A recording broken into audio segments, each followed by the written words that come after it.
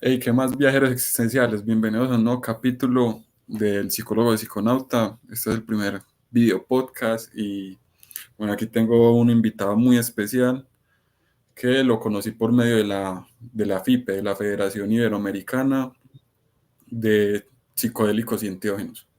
Entonces les quería presentar a Federico Montero. Un poco de la información de él es que él es presidente de la SUPAP.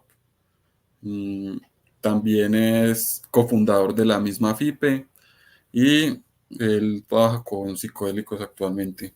Entonces, si querés, Fede, aumenta un poco tu biografía y lo que haces actualmente. Seba, bueno, un gusto en compartir contigo y con todos tus espectadores y muchos éxitos para este proyecto muy interesante. Muchas gracias. Así que bueno, mi nombre es Federico Montero, soy psicólogo, psicoterapeuta y la SUPAP es la Sociedad Uruguaya de Psicoterapias Asistidas por Psicodélicos y Enteógenos. Es una organización que hicimos hace un año y medio para nuclear psicoterapeutas y personas interesadas en el campo de los psicodélicos para aunar esfuerzos, digamos, en consolidar este campo. Lo que estaba pasando antes es que las personas iban a psicoterapia, los psicólogos estábamos acompañando a personas que utilizaban psicodélicos, pero nuestra formación era escasa con respecto a las Sí, técnicas psicoterapéuticas, a los cuidados que hay que tener, a las recomendaciones que hay que tener con los pacientes. Entonces, digamos que fue una demanda de la propia población, de las propias personas que cada vez más acuden a psicoterapia buscando orientación y tratamiento cuando utilizan psicodélicos. Entonces, empezamos a reunirnos. Y ahí empezamos a ver que había mucha cantidad de psicólogos, psiquiatras y personas que no son psicólogos y psiquiatras que también trabajan en estos campos. ¿Para qué? Para aumentar los beneficios en el uso de psicodélicos y para reducir los riesgos de las experiencias con psicodélicos. Era muy frecuente que personas que fueran a ceremonias de ayahuasca o ceremonias de hongos no hubieran pasado por una fase de preparación ni tampoco por una fase de integración de las experiencias. Entonces venían a psicoterapia muchas veces con memorias traumáticas que se habían activado como consecuencia de la exposición a ayahuasca o hongos en altas dosis. Y bueno, es un problema. Es un problema porque muchas veces el sistema nervioso no está preparado para procesar el acceso de los recuerdos traumáticos que son sensoriales, imágenes, olores. Capaz que después profundizamos un poco en ese tema. Entonces, bueno, sí. empezamos a trabajar y bueno, me dedico a la psicoterapia. Estuve escuchando algunos de tus podcasts y veo que algunas personas también fueron como cambiando de modelos. Yo empecé con el psicoanálisis, 7 años como paciente al principio, en mi adolescencia. Después empecé a estudiar psicología. Después estuve enamorado del psicoanálisis porque tampoco había otras opciones a las cuales mirar. La universidad acá en Uruguay tiene, o por lo menos en ese momento tenía una impronta psicoanalítica de manera Muy dogmática fuerte. y hegemónica, ¿sí? Que sigue pasando. Y eso es un problema porque no tenés la posibilidad de elegir libremente de quién enamorarte, sino que te ponen eso y ta, Y quedas ya es el deslumbrado, marco. sí, quedas deslumbrado por las teorías psicoanalíticas, quedas deslumbrado por la poesía que se puede crear con el psicoanálisis, pero después a la hora de poder utilizarlo con los pacientes, eh, era bastante complicado. Pacientes que llegaban con Y, intentos, sí. y Fede, ¿eso es de todo Uruguay o específicamente como en la universidad en la que estás? Eh, Principalmente en la universidad, que es la universidad estatal. Lo que pasa en el Río de la Plata, en Buenos Aires, en Montevideo, es que es de las zonas geográficas a nivel mundial que el psicoanálisis sigue siendo un modelo hegemónico en la forma de pensar la psicoterapia, pero por suerte eso está cambiando. Por suerte estamos accediendo a lo que es la ciencia en el campo de la psicoterapia y ahí uno sale del psicoanálisis y empieza a ver lo que es la psicoterapia basada en la evidencia científica, que en este caso los psicodélicos vienen siendo vienen abriendo campo en esa área de conocimiento que son las psicoterapias asistidas por psicodélicos basadas en la evidencia científica. ¿Tá? No todas las psicoterapias asistidas por psicodélicos, ni todas las intervenciones asistidas por psicodélicos tienen una base en el conocimiento científico, sino que muchas veces vienen desde otros modelos de psicoterapia. Lo que yo trato de hacer es eh, seguir construyendo los modelos de psicoterapia asistidos por psicodélicos que tengan una base científica, más allá que después en la clínica se desplieguen otros campos de conocimiento como puede ser la espiritualidad, que eso ya evidentemente escapa a lo científico. Ok. Y según aquí contando un poco cómo fue tu desarrollo profesional, contaste que empezaste haciendo psicoanálisis en la adolescencia y ahí fue que decidiste estudiar psicología Sí, o cómo fue que llegaste a la psicología. psicología. Sí, en realidad, de los 14 años a los 21 fui a psicoanálisis, en realidad inducido por mis padres, no fue una elección propia. Ah, ok, obligado. Obligado, los primeros meses era una tortura porque tenía que ir y la psicóloga, la psicoanalista no hablaba. Y bueno, ahí de a poco empecé a hablar y me empezó a gustar. Em, pero bueno, fueron 7 años, creo que fue demasiado tiempo.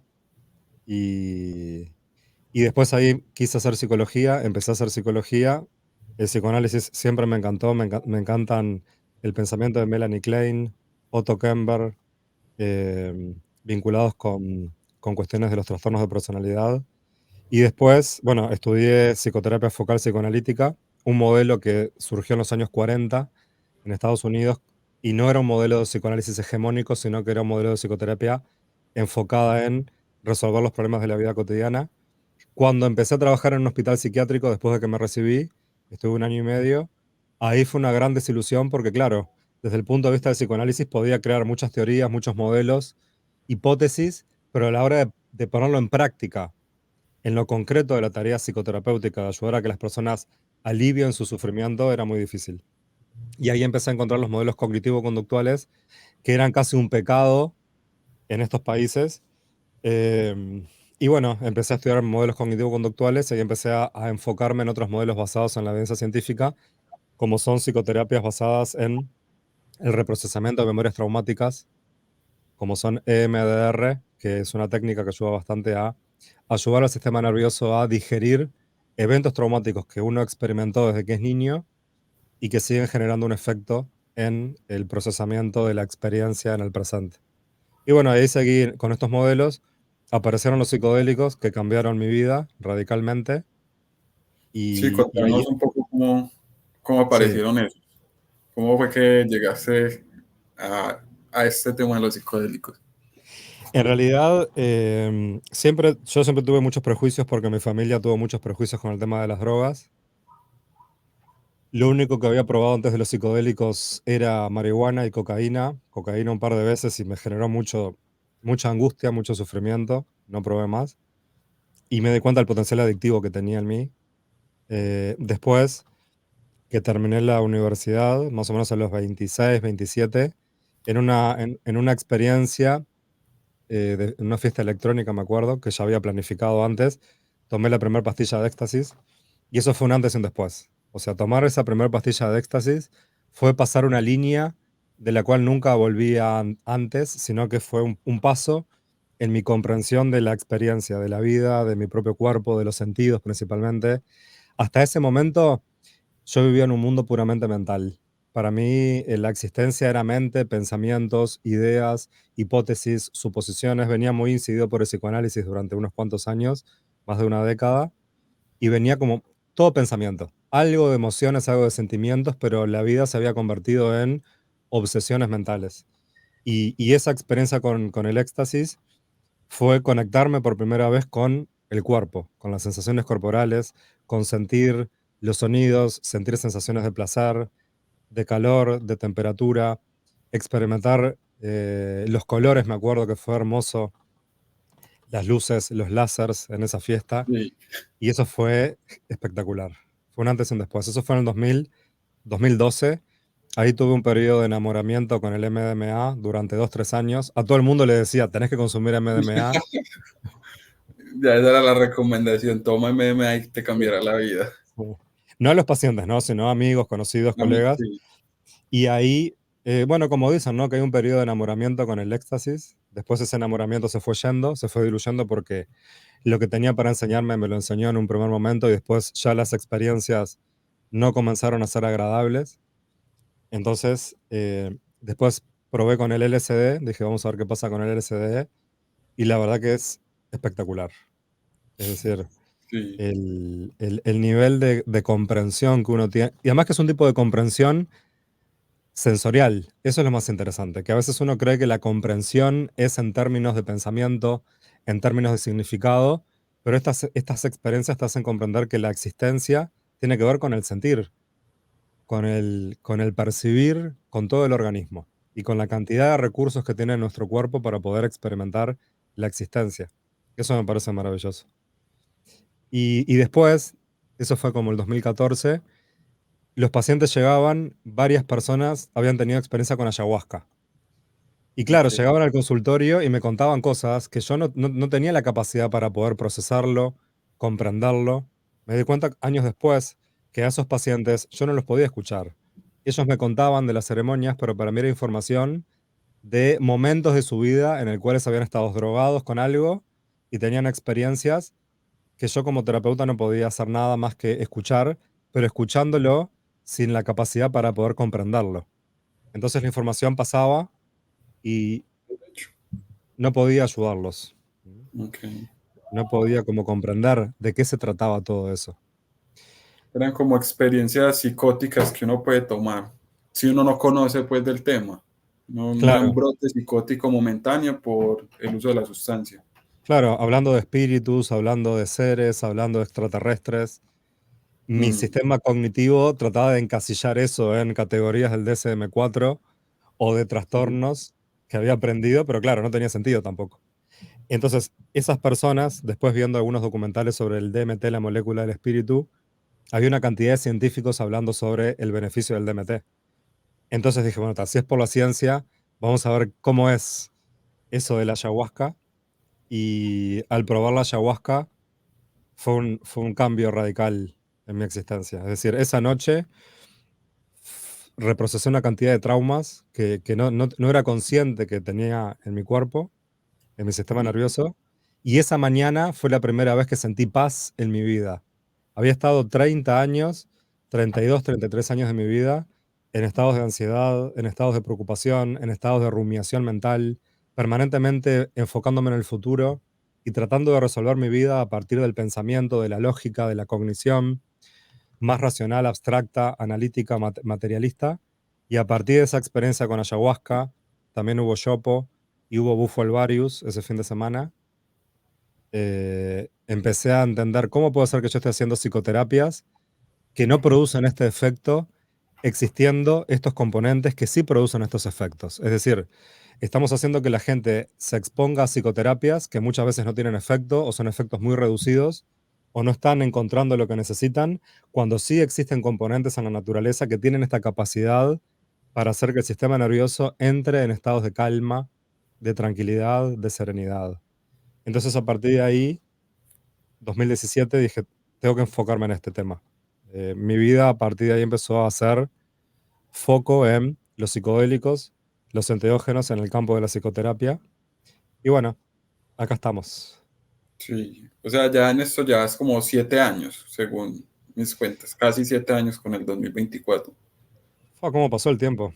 2024. Sí, va rápido, Va va rapidísimo. rápido. Y es muy interesante esto que comentas de los psicodélicos porque precisamente en mi formación también como psicólogo hay veces se queda corta como el acercamiento que puede hacer un terapeuta, ¿cierto? Y estos psicodélicos sirven para catalizar la experiencia del paciente. O Ujú. sea, no podemos decir tampoco que los psicodélicos son la panacea, no son como lo último, pero también ayudan a que este proceso sea mucho más rápido de lo que puede haber sido solo con terapia verbal. Sí, sí, o sea, la terapia verbal es un... Creo que quedó en el pasado, ¿no? La terapia verbal fue algo que existió durante unas décadas, algún siglo, el siglo pasado, que todavía mucha gente sigue haciendo, que es conversar con el psicólogo.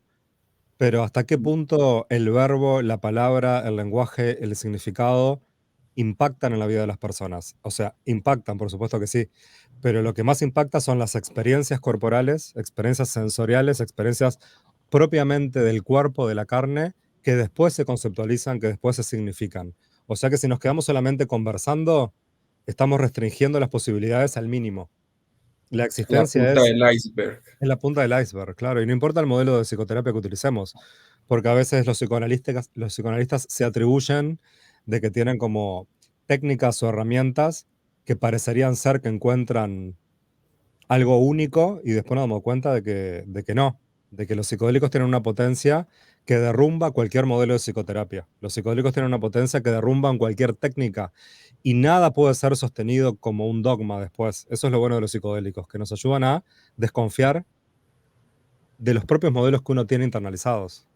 Entonces, Sí, eso me parece maravilloso, que ya no tenemos forma de argumentar algo solamente por, a mí me parece que tal cosa, yo creo que tal cosa, ¿no? Los psicodélicos derrumban cualquier sistema hegemónico que uno pueda tener incorporado. lo disuelven de alguna forma y hacen que uno se cuestione. Realmente el que toma psicodélicos siempre termina cuestionándose sobre su vida, sus creencias, sobre todo eso. Sí. Hablando de esto, de las escuelas que mencionas, Fede, quería preguntarte por qué escogiste la cognitivo-conductual y cuál piensas que es como la diferencia que puede haber en este tipo de acercamiento a otras escuelas como la humanista, la transpersonal, el psicoanálisis, combinándolo con psicodélicos. Ajá. Bueno, es una gran pregunta.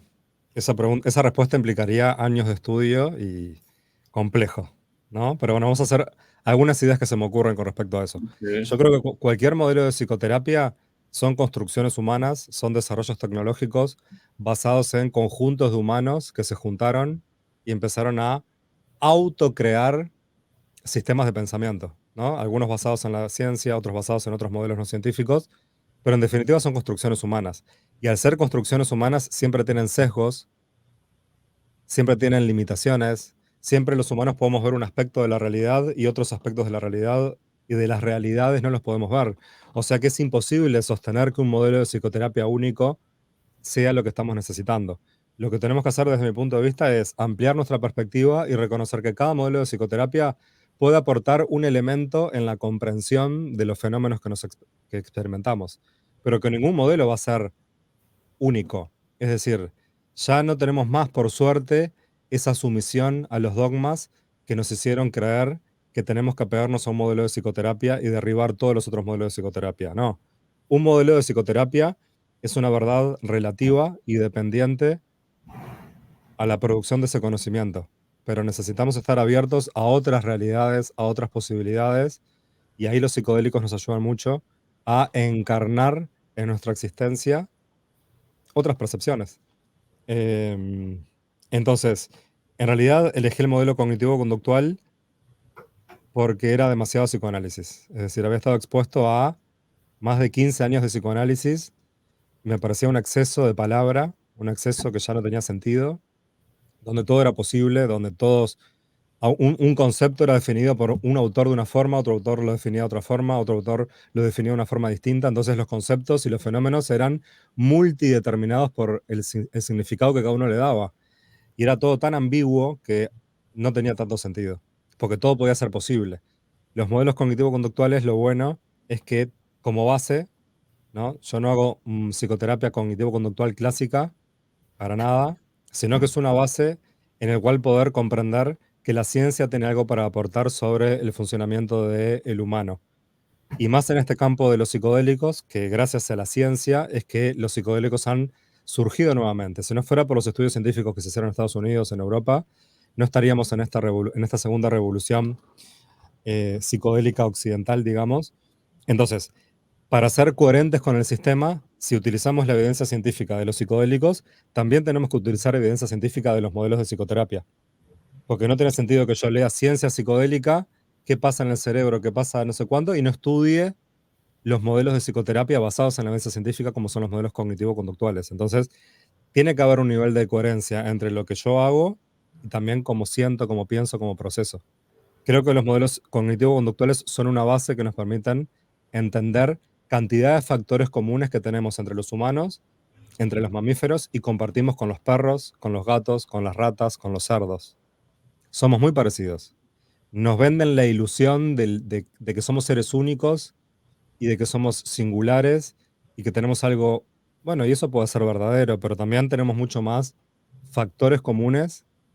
Entonces tenemos esto, ¿no? Entre los factores comunes y los factores singulares y diferenciales entre cada cosa. Yo creo que tenemos que apostar a esto, al conocimiento global, general, Te lo pongo en un ejemplo concreto. Si estamos estudiando trastornos de ansiedad, tenemos que entender que el sistema nervioso procesa la información de una forma determinada y que para todos los sistemas nerviosos en el mundo existen ciertas reglas que se van a cumplir. Entonces tenemos elementos globales, generales en toda la especie humana, y tenemos factores comunes, únicos, singulares.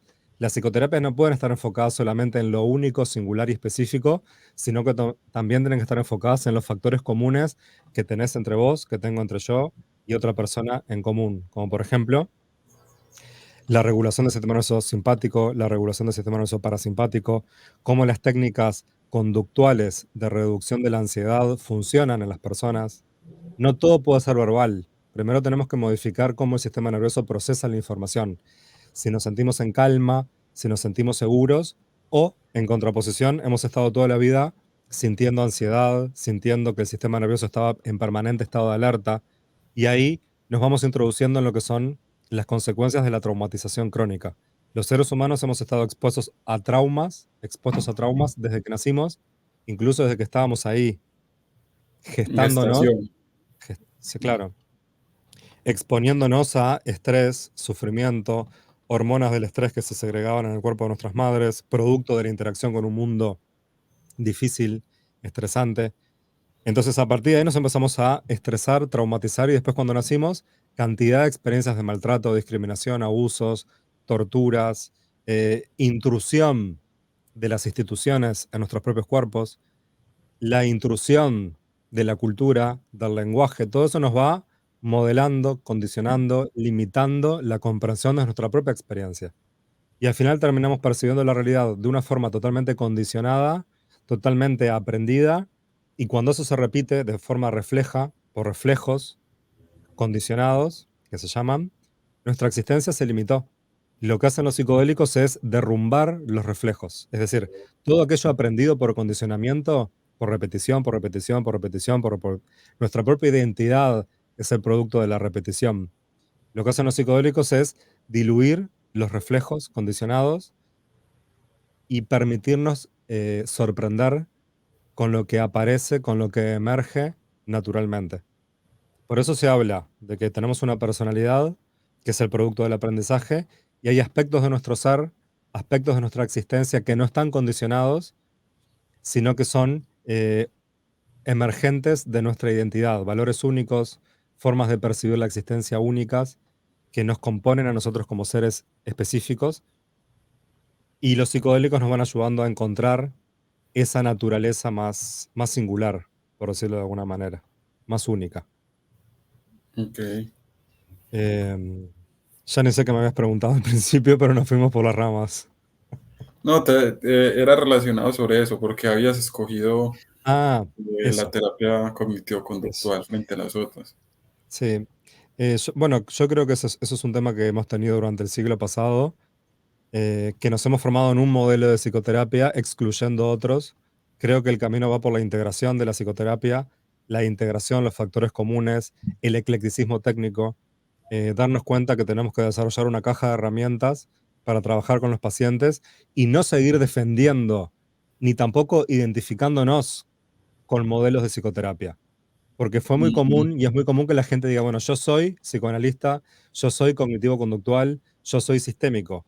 Pero ahí lo que está pasando es que la persona está asociando un trabajo con su identidad, ¿no? Y ya cuando uno asocia su identidad con un trabajo, ¿yo cómo hago para modificar mi identidad? ¿Cómo hago para modificar mi trabajo si lo estoy asociando con mi identidad? Va a ser mucho más difícil. Yo creo que la Sí, forma de cortar con eso es decir, bueno, yo utilizo técnicas psicoanalíticas, yo utilizo técnicas y modelos cognitivo-conductuales, yo utilizo modelos de tal tipo, pero yo el modelo tengo que tener la capacidad de poder cambiarlo, derrumbarlo, destruirlo, para crear nuevos modelos en el caso de que sean necesarios. Y que no tiene que ver con la identidad profesional, sino que tiene que ver con técnicas, procedimientos. No tenemos que hacerle culto a los autores, porque los autores son seres humanos como cualquiera de nosotros. sí, sí, lo que mencionas es muy interesante porque hay gente que se casa con esas escuelas, como las toman como si fueran, digamos, fans de un equipo de fútbol Claro. y se casan con esa escuela, no cambian de escuela Y de alguna forma esto afecta el método científico que más que confirmar que creo en esa escuela es poner a prueba porque esta escuela sí está poniendo, sí está explicando la realidad como debe ser.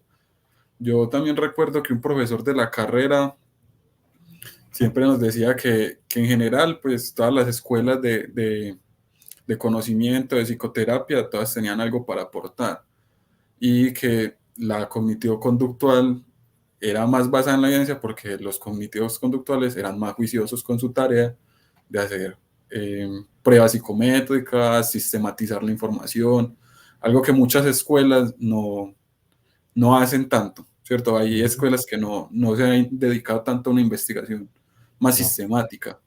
Ujú. Tal cual. Es interesante eso que estás planteando. Entonces, somos seres humanos que trabajamos y que dentro del trabajo elegimos la psicoterapia y que dentro de la psicoterapia elegimos ciertas herramientas, técnicas y modelos, pero si esos modelos tienen que ser dejados de lado para utilizar otros modelos que funcionan, hay que hacerlo. Uno no puede seguir defendiendo un dogma simplemente porque uno considera que le tiene afecto o aprecio a tales autores. Hay algo en el modelo cognitivo-conductual que me llamó muchísimo la atención, en contraposición cuando estudiaba psicoanálisis, que cuando iba a congresos de psicoanálisis o sociedades psicoanalíticas, habían cuadros de Freud por todos lados, como que fuera Un dios. Jesucristo, más o menos, ¿no? Sí.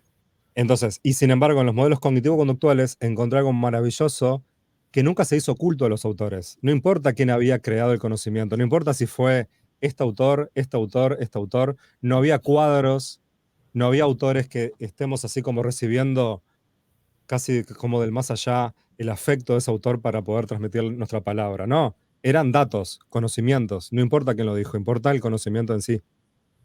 Si no, corremos el riesgo de generar un culto con respecto a la psicoterapia Mm. y eso es parte de los fetiches que tenemos como seres humanos, ¿no? El conocimiento también es parte del fetiche, del disfrute humano por hablar, pensar, casi como una masturbación mental.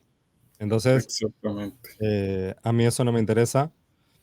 Y bueno, por eso los modelos cognitivo-conductuales son una base interesante y tampoco tenemos que hacer un culto de los modelos cognitivo-conductuales, sino que son conocimientos que se van optimizando, mejorando y enriqueciendo cuando conectan con otros modelos de psicoterapia, ¿ah?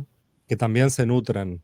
Entonces, apostar a las psicoterapias eh, que van más allá del modelo particular, transteóricas, transmetodológicas, y también darnos cuenta que nuestro campo de conocimiento es un campo reducido, pero que si nos conectamos con otras ciencias, con otras disciplinas, con otras formas de producir conocimiento, nos vamos a enriquecer totalmente.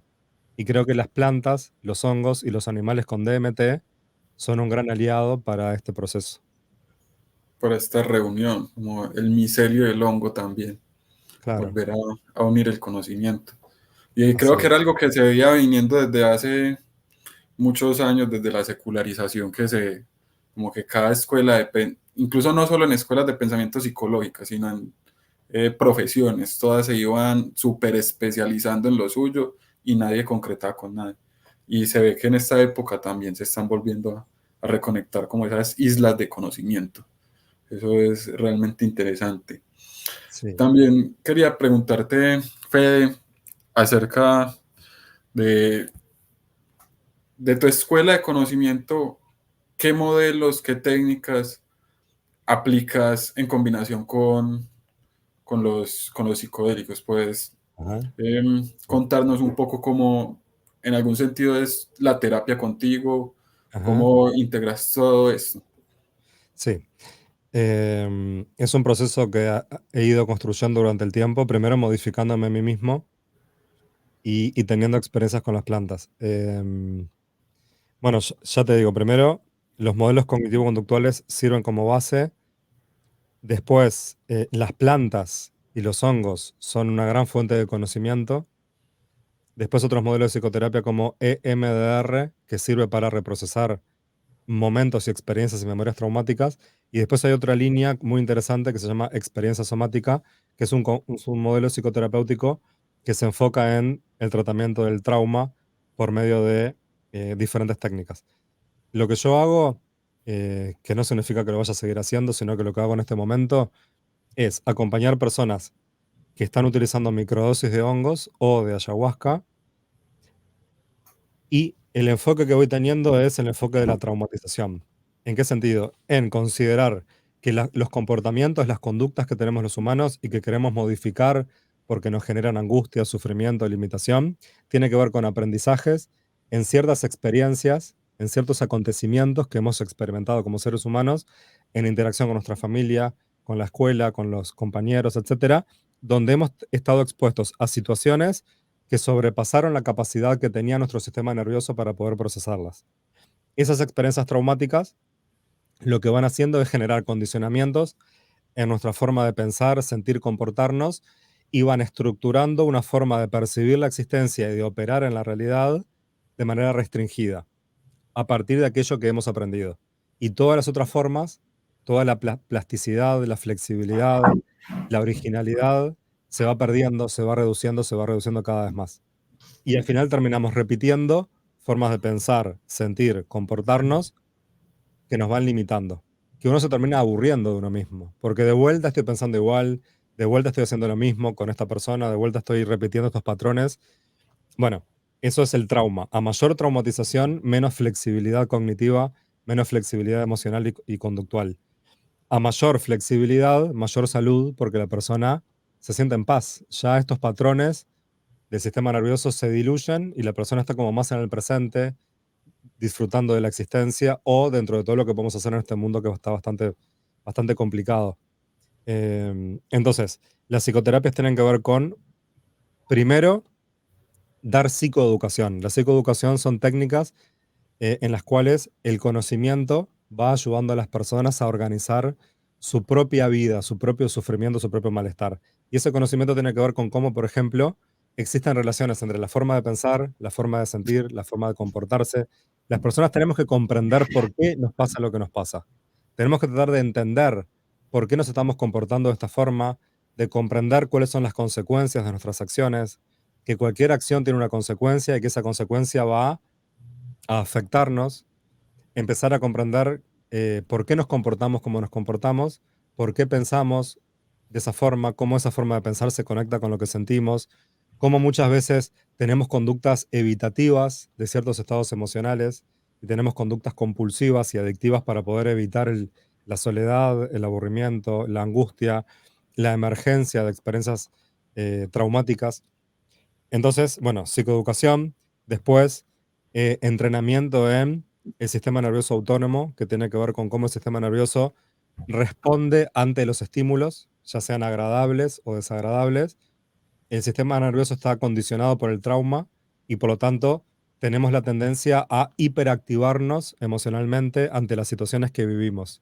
Entonces, ante ciertas experiencias, reaccionamos con mucha ansiedad, con mucha ira, con mucha desesperación, o también un efecto del trauma es la hipoactivación, es decir, no sentimos, no sentimos cosas, estamos puramente en mundos mentales, imaginarios.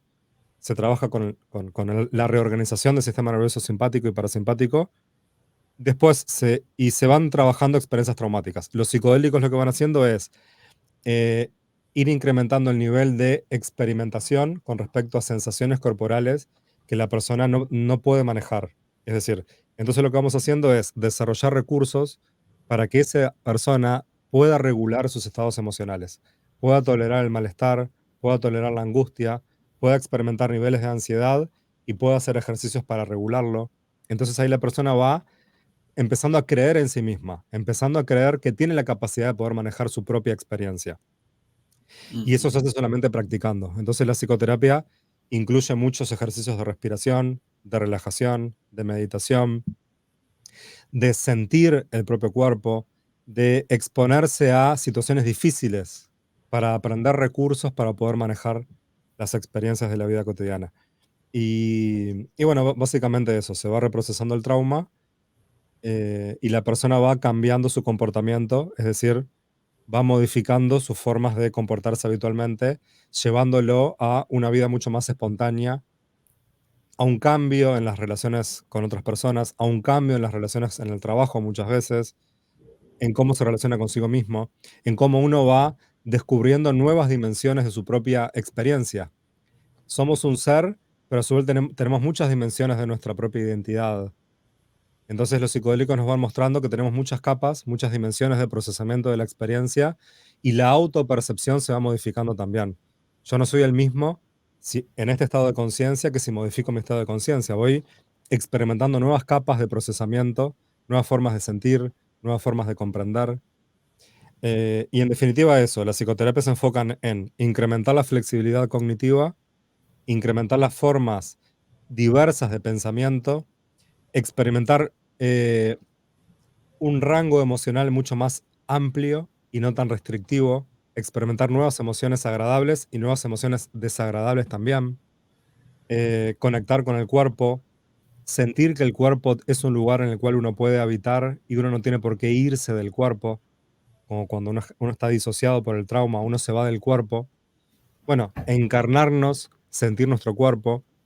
Y estas psicoterapias que yo hago no son psicoterapias puramente que ocurran en el consultorio. Es decir, me gusta trabajar en red, como por ejemplo con otras disciplinas. Por ejemplo, la biodanza. Le recomiendo mucho a los pacientes que cuando están haciendo procesos de microdosificación o macrodosificación vayan a técnicas corporales. La biodanza es una técnica muy interesante donde se baila durante 2 horas semanales en interacción con otras personas y vas experimentando tu cuerpo, nuevas formas de sentir, nuevas formas de relacionarse. Estamos muy traumatizados por otras personas. Entonces, volver a conectar con otras personas es sanador, es recuperador. El cuerpo, específicamente usando el cuerpo y no necesariamente solo la palabra. Claro, es decir, eso es un fenómeno disociativo. Cuando uno solamente utiliza la palabra, solo piensa, está disociado. ¿Está disociado de qué? Del resto de la experiencia. La experiencia es sensorial, olfativa, kinestésica, interoceptiva, propioceptiva, energética, espiritual. Si yo utilizo la palabra como único recurso, es un efecto del trauma que me generó irme hacia la palabra, considerando que la palabra es el único recurso que tengo para poder experimentar la vida. Y eso es falso. Hay gente que no tiene palabras, hay gente que siente, que escucha, que percibe de otras formas. Eh, y bueno, un poquito por Sí, ese lado. sí, es muy interesante. No recuerdo en este momento cuál es el autor específico que menciona que los psicodélicos son amplificadores no selectivos Sí, de como de estados amplificadores emocionales. no específicos, sí. Eso, no específicos de estados emocionales, y es muy interesante lo que estás mencionando, porque precisamente eso es lo que hacen en terapia. Empieza a salir un montón de material que estaba por allá somatizado, estaba, Ajá, digamos, de alguna forma reprimido, lo tenían guardado, y el claro. psicólogo lo que hace es sacarlo a la luz. Sí, Lo saca a la pero luz. es eso que vos estás planteando, que es de esa forma, el problema que tenemos con eso es que si una persona que no está preparada, que el sistema nervioso no está preparado, y tiene una experiencia de ese tipo donde emerge toda esa información puede ser abrumadora para el sistema nervioso y puede generar incluso experiencias postraumáticas. Puede generar una experiencia con ayahuasca de ese tipo, puede generar estrés postraumático. Con hongos Ok. también. Por eso es tan importante la preparación. Y la preparación en psicoterapia psicodélica no es ir al psicólogo y hablar 2 o 3 veces sobre los psicodélicos. Yo creo que la preparación para la psicoterapia psicodélica tiene que ver con todo un entrenamiento del sistema nervioso para conectarse con las sensaciones corporales, para conocer las relaciones entre los diferentes componentes del sistema, para observar hacia adentro. Si una persona está muy enfocada en el afuera, en el afuera, en el afuera, y está disociado de la autopercepción, meterse en una experiencia con psicodélicos puede ser muy abrumadora. Entonces, tiene que ser todo siempre gradual, con exposiciones controladas, con exposiciones graduales, para darle tiempo al procesamiento consciente para que vaya asimilando y acomodando la información de la experiencia. Entonces, yo creo que estamos en un mundo que todo queremos rápido, que todo lo queremos ya, y los psicodélicos están en este sistema también, donde la gente quiere ya tomar psicodélicos y Y ya recuperarse. arreglarse. Claro, y Le eso, dicen como sí, los americanos le llaman las magic bullets, que buscan algo que se tomen y eso sea para de contar, continuemos con la vida. tal cual, y eso es falso. Es decir, porque los psicodélicos, cuando uno toma psicodélicos, el sistema se empieza a reorganizar. Entonces, si uno va a tener una experiencia con enteógenos, tiene que darse cuenta que recién está empezando con el camino. Ya la primera Mm, experiencia es abrir un mundo que no sabes con qué te vas a encontrar. Y después tenés que hacerte cargo y responsable de las cosas que vas a observar en vos mismo, que muchas veces son terribles. Son, bueno, uno pasa por los infiernos, ¿no? Con la ayahuasca, sí, observar los infiernos, sentirlos, donde ahí se despliegan campos espirituales perturbadores muchas veces. A veces la gente sufrimos, ¿no? El pasar por una sí, experiencia con psicodélicos implica el pasaje por el sufrimiento. Y con suerte salimos y vemos un poco de luz después. sí, no siempre es fácil. Yo muchas veces utilizo la metáfora con conocidos pacientes de que normalmente para los indígenas es más, ellos, o sea, de alguna forma ellos se han estado preparando toda su vida para tomar psicodélicos. Su cultura sostiene este uso sistemático de psicodélicos, entonces desde pequeños están siendo preparados y ya tienen todo como un modelo para explicar la experiencia psicodélica. Nosotros como occidentales, como citadinos, no tenemos nada de eso. Mucha de Ujú, la información va a salir, no va a tener sentido para nosotros o no la vamos a saber encasillar en este mundo que nos exige como unas dinámicas muy distintas a lo que puede exigirle a un indígena. ¿Qué pensás ujú, como de esto? ujú. Qué interesante, qué bueno. Bueno, lo bueno es que todo esto de Internet nos permite conectarnos, ¿no? Ujú. Y acceder a conocimientos y comprender otras realidades. Em, yo creo que tenemos que darnos tiempo, que tenemos que ir haciendo las cosas de a poco, con cautela, y transmitiendo esa cautela de que los psicodélicos ayudan, cambian vidas, gente que está a punto de suicidarse puede reorientar su vida, gente que ya no encontró un sentido en la existencia puede vivir unos años más. Eh, si uno ya no tiene más sentido en la propia vida, uno puede volver a conectarse con su corazón, con sus valores, con su espíritu y seguir adelante, salir adelante. Eso es una gran potencia que tenemos y que por suerte tenemos esta posibilidad de disfrutarlo en este momento del tiempo, ahora en estos tiempos, pero también tenemos que tener en claro que cuando uno abre la información que está disociada, por algo está disociada, por algo el sistema nervioso disoció, reprimió una cantidad de información. ¿Por Se qué? protegió. Se De protege. mi Entonces, forma. cuando utilizamos psicodélicos, tenemos que tener conciencia de que aquello que está protegido va a empezar a ser más permeable al procesamiento consciente. Entonces, es muy importante que las personas estén acompañadas en todo un proceso de ir aceptando aquello que está apareciendo para poder procesarlo, para poder darle un lugar. Y no necesariamente nos va a hacer más felices. Al contrario, vamos a ser más realistas, vamos a saber más sobre cómo hemos sido abusados y sobre Sí, cómo bueno, hemos abusado también gente, porque esto del abuso se reproduce constantemente. Somos animales, somos depredadores, tenemos conciencia, pero tenemos conciencia que de a poco se va desarrollando. Entonces, no solamente cuando uno toma psicodélicos se da cuenta todo el maltrato que recibió, sino también se da cuenta todo el maltrato que uno hizo contra literal. personas, animales, plantas, el ecosistema. Entonces no es fácil. Sí, sí. Ahora, Fede, quería preguntar, porque al inicio estabas hablando un poco de cómo se fue dando la formación de la SUPAP y un poco de la FIPE. Entonces me gustaría que nos ampliaras un poco este tema de cómo llegaste hasta Ajá. formar parte de la SUPAP, ser el Bien. presidente y posteriormente ser cofundador de la FIPE. Sí, en realidad creo que las personas en cualquier momento nos vamos a morir, ¿no? Es decir, la muerte anda por la vuelta. Ninguno de nosotros sabe nada sobre el futuro. Tampoco podemos esperar toda la vida para hacer cosas. Yo creo que tenemos que, antes de morir, que puede ser hoy de tarde, mañana o pasado, tenemos que hacer cosas importantes. Y lo que yo consideré importante en ese momento fue conectar con otras personas y dejar de vivir los psicodélicos como algo malo, como algo negativo, desde lo clandestino, desde lo... Legal. sí, Claro, por eso, esto es parte de nuestra existencia y tenemos que darle el lugar y el respeto que se merece y el trabajo en conjunto que se merece, que significa investigar, organizar, sistematizar, ver cuáles son las mejores prácticas, qué es lo mejor para los seres humanos y no que esto sea un camino hacia la destrucción, como puede pasar a ser, porque nunca sabemos qué va a pasar en el futuro.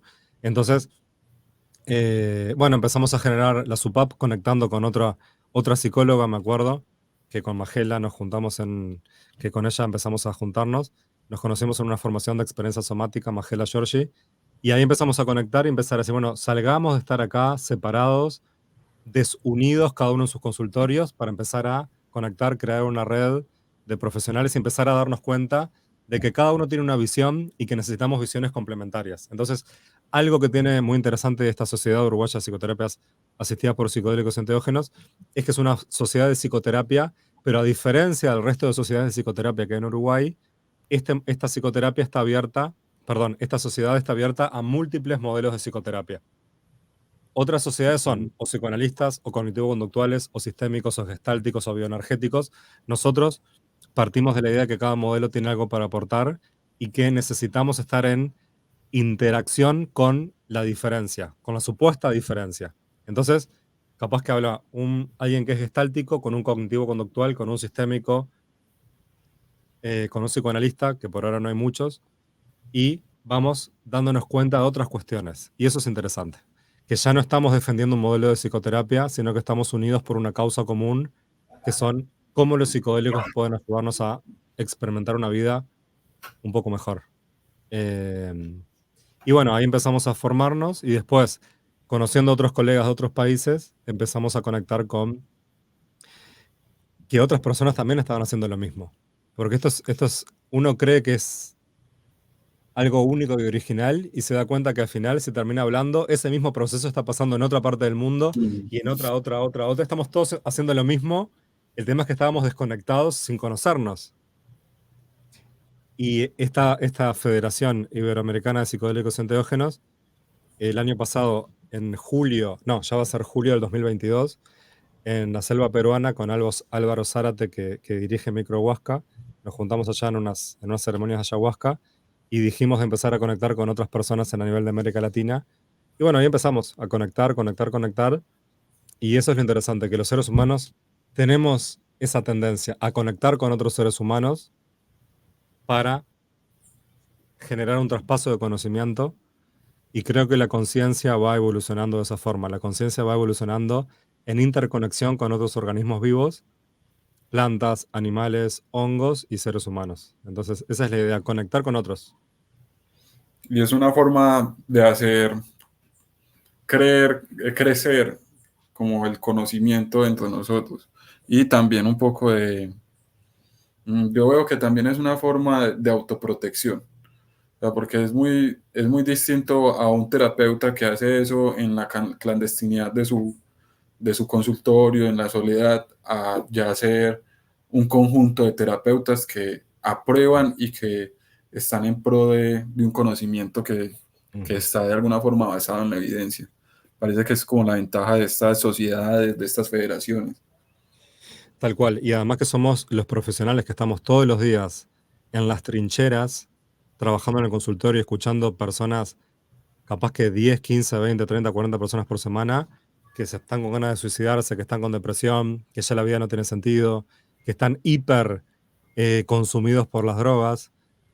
Bueno, nosotros estamos padeciendo como profesionales el impacto de la salud mental en este mundo que cada vez está peor. Mm. Ojalá que mejore en algún momento, pero por lo que las cosas vienen mostrando, estamos en En decadencia, declive. en Sí. declive. Entonces, si nosotros, los profesionales que estamos observando todo eso, no hacemos nada, ¿quiénes lo van a hacer? Mm. ¿No? Tenemos Sí. que ayudarnos entre todos, pero principalmente ayudar a la humanidad que está padeciendo esta existencia. Porque vivir no es fácil. Vivir implica lo que ya sabemos, ¿no? Ver que hay gente que está en situaciones donde la vida está siendo muy cruel.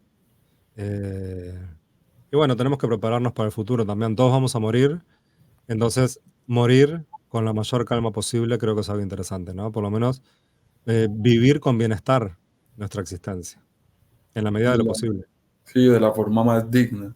Y es Es, importante eso que mencionas, Fede, porque también de alguna forma el sistema, por cuestiones políticas, provisionismo, pueden ser sesgos culturales también, se, a, la, a los que estamos en la trinchera se nos ha quitado una herramienta muy poderosa para ayudar en esta lucha contra las enfermedades mentales, que es el caso de los psicodélicos, con su prohibicionismo que no fue basado en evidencia, que fue claro. más bien basado en los sesgos morales.